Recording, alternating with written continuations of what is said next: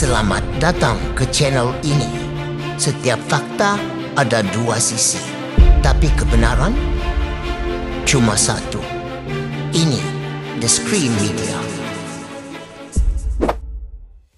Rafizi tak hadir pertemuan antara Anwar dan Ahli Parlimen PH. Ahli Parlimen Pandan, Rafizi Ramli berkata, dia tidak akan menyertai pertemuan antara Perdana Menteri Anwar Ibrahim dengan Ahli Parlimen PH di Seri Perdana hari ini.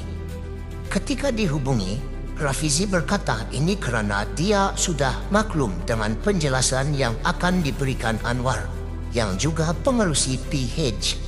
Justru, katanya, dia memberi ruang kepada ahli parlimen kerajaan yang lain untuk hadir dan mendengar penjelasan tersebut dan seterusnya membuat penilaian mereka. Tidak, saya tak hadir.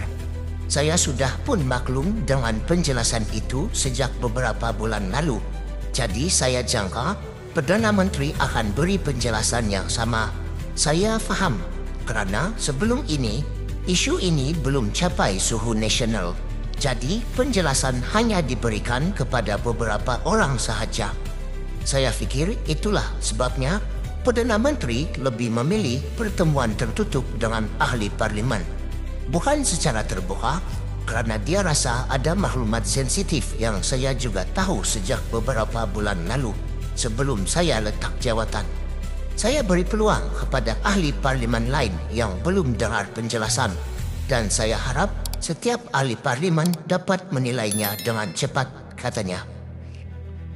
Kata Rafizi lagi, dia tidak pasti sama ada 8 ahli parlimen PKR yang bersama-samanya menyeru penubuhan Suruhanjaya Siasatan Diraja RCI dan Siasatan Jawatan Kuasa Pilihan Khas Parlimen JKPK ke atas dakwaan campur tangan kehakiman akan menyertai pertemuan itu atau tidak. Petisyen yang dilancarkan Rafizi di media sosial pada Jumaat lalu bertujuan menunjukkan sokongan awam untuk badan kehakiman yang bebas dan berintegriti, selain menggesa rakyat supaya menuntut pemisahan kuasa serta kedaulatan undang-undang dipelihara. Rafizi dan 8 lagi ahli parlimen PKR telah menggesa penubuhan RCI untuk menyiasat dakwaan kerajaan menepikan cadangan Suruhanjaya Pelantikan Kehakiman JAC sebelum persaraan Tengku Maimun Tuan Mat, termasuk cadangan pelantikan Ketua Hakim Negara dan Presiden Mahkamah Rayuan. Pada 11 Julai lalu, Anwar dilaporkan mengadakan pertemuan dengan ahli parlimen BN di kediaman rasminya di Kompleks Seri Perdana. Menurut bernama, pertemuan itu dipercayai berhubung isu semasa termasuk hal berkaitan sidang parlimen yang akan datang. Sehari kemudian, Setiausaha Agung BN Zamri Abdul Qadir berkata, pertemuan itu bagi membincangkan dasar-dasar kerajaan, penjelasan berkenaan isu semasa. Katanya, pertemuan seumpama itu memang sering diadakan memandangkan BN adalah komponen dalam kerajaan persekutuan. Pertemuan dengan ahli parlimen ini dibuat pada hari sama, Badan Peguam Malaysia mengadakan perarakan di Putrajaya yang disertai kira-kira 400 orang, merangkumi peguam dan sejumlah pemimpin pembangkang. 7 wakil Badan Peguam yang diketuai presidennya, Muhammad Ezri Abdul Wahab, juga menyerahkan memorandum tuntutan kepada pejabat Perdana Menteri selepas berarak dari Istana Kehakiman.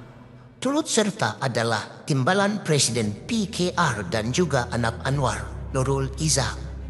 Dalam kenyataannya, Nurul Izzah berkata kebimbangan terhadap campur tangan dalam badan kehakiman dikuatkan lagi dengan laporan polis yang dibuat pembantu seorang hakim, selain dakwaan kebocoran dokumen yang dikatakan sebagai minit mesyuarat Suruhanjaya Pelantikan Kehakiman JAC. Badan Peguam Malaysia juga dijadual mengadakan mesyuarat agung luar biasa pada 26 Julai ini bagi membincangkan isu-isu berkaitan. Sekian laporan terkini daripada kami di The Screen Media. Jangan lupa untuk tekan butang like, share video ini, dan yang paling penting, subscribe ke The Screen Media untuk terus bersama kami membongkar isu-isu panas, fakta keras, dan berita tanpa tapis. Kita jumpa lagi dalam laporan seterusnya.